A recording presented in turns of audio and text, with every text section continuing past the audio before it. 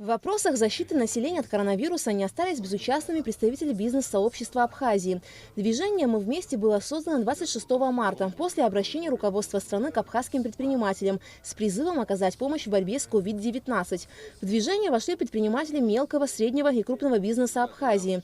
В сжатые сроки им удалось организовать сбор средств. Я хотел бы поблагодарить за то доверие, которое нам было оказано, потому что буквально как только мы собрались, человек, наверное, 10 в первый же день, и со следующего дня стали поступать средства, и на самом деле основная сумма была собрана очень быстро.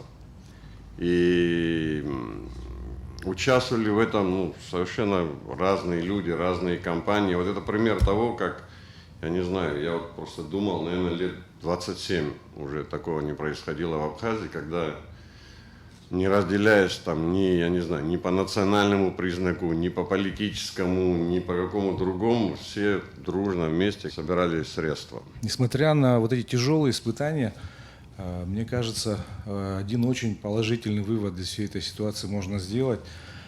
Это вывод о том, что мы можем друг другу верить, и мы можем очень многое, когда мы понимаем, что у нас общая проблема.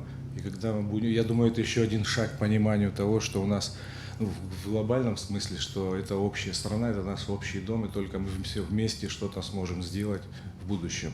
Всего за неделю движению «Мы вместе» удалось собрать более 31 миллиона рублей. На сегодняшний день собрано 56 миллионов 668 тысяч. На эти деньги были куплены аппараты искусственной вентиляции легких, медикаменты, расходные материалы, тест-системы, средства индивидуальной защиты для медперсонала и многое другое. Серьезную помощь в доставке грузов в Абхазию оказала московская абхазская диаспора. На тот момент многие поставщики оборудования и медикаментов в Российской Федерации отказывались работать с нерезидентами напрямую, и в том числе работать с Министерством здравоохранения. И нам нужен был надежный партнер в Москве, который готов был взять на себя вопросы, связанные с поиском, закупкой, складированием товара, а также и транспортную логистику. И таким партнером выступила московская абхазская диаспора. К тому времени они уже открыли сбор средств для граждан, проживающих на территории РФ, и в частности в Москве, чтобы наши граждане могли там поучаствовать в сборе средств. 28 марта с председателем МАД Бесланом Родионовичем Магрыбом обсудили механизмы взаимодействия и приняли очень важное решение объединить усилия в вопросах, связанных с организацией этого процесса закупки, доставки на территорию Абхазии всех товаров.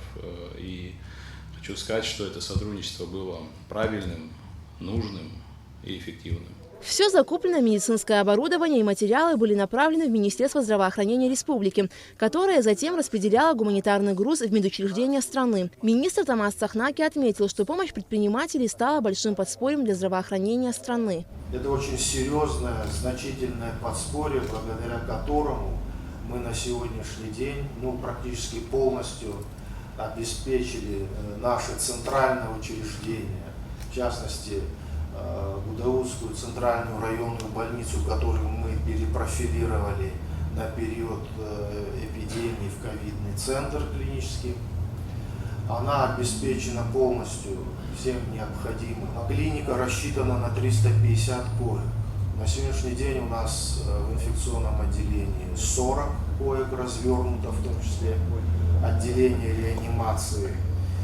И на данный момент стационарное лечение проходит 17 человек. Тамас Цахнаки также сообщил, что президент и вице-премьеры правительства, которые недавно вернулись из рабочей поездки в Москву, прошли тестирование на коронавирус. Все они находились в достаточно жестких условиях изоляции. После возвращения в республику президент строго соблюдал режим самоизоляции, как и вице-премьеры. Они дважды прошли тестирование, никаких симптомов болезни не обнаружено. Заместитель руководителя администрации президента Джан Сухнанба от имени президента и правительства республики поблагодарил предпринимателей за оказанную помощь в борьбе с коронавирусной инфекцией. В настоящее время работа движения «Мы вместе» продолжается. Алика Трапш, Степан Мартиросян, Абхазское телевидение.